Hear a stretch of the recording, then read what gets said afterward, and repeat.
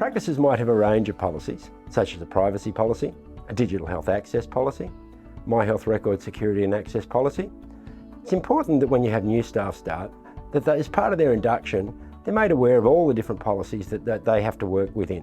That gives them a framework and helps them understand their role. The policy basically tells you why and what's, why this is important and what it's going to do, and the procedure is the how. You need procedures so you know what to do when, say, an unexpected event happens or a patient needs to reschedule.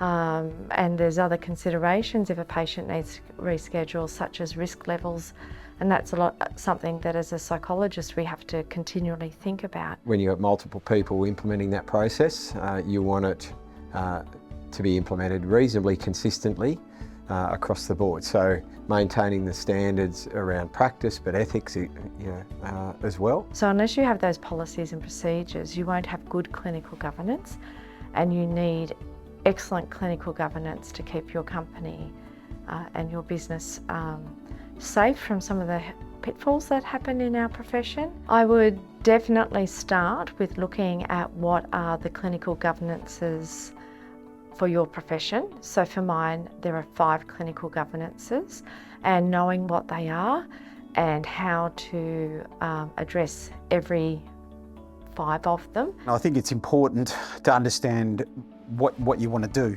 That's probably the critical question initially for a lot of businesses. Writing a policy procedure, I think, forces you to actually start from the start and work out what you're trying to do and how you're going to actually use that information. Talk to your colleagues and scour the web and have a look at different ways of or specifying those procedures and policies to find out what's working best as well for similar organisations to yourself. Policies should not be static documents. They need to be reviewed regularly to ensure they're up to date and reflect your business processes and any changes to legislation. How we start today is augmented using a platform, our Employment Hero system, and we tag when those policies and procedures need to be updated or reviewed, or we also run training days for some of the the newer policies and procedures, but also